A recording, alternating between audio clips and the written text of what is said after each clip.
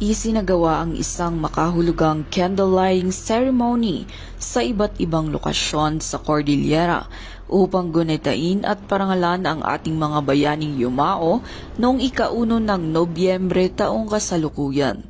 Ang kaganapan ay dinaluhan ng mga pamilya, kaibigan, kapwa kababayan ng mga bayani, pati na rin ng mga lokal na opisyal at kinatawan mula sa iba't ibang sektor.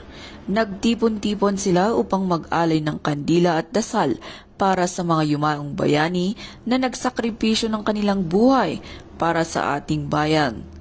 Ayon kay Police Brigadier General David Perado Jr., Regional Director ng Pro Cordillera, ang seremonyang ito ay isang pagkakataon upang kilalanin at parangalan ang kabayanihan ng ating magigiting na kababayan.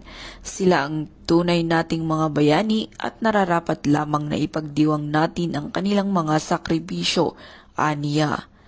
Sa panahon ng seremonya, 1 minutong katahimikan ang isinagawa upang alalahanin na ang kanilang kabayanihan, kasabay ng pag-aalay ng mga kandila.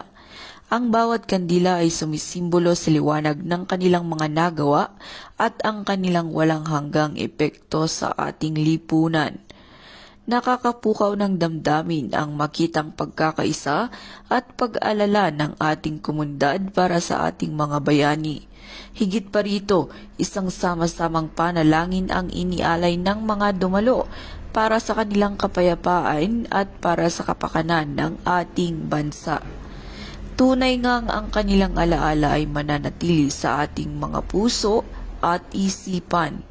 Mula dito sa rehiyon ng Cordillera, ako ang inyong PNN correspondent, Patrolwoman Jezebel Moyaw, alagad ng batas, tagataguyod ng Balitang Pulis.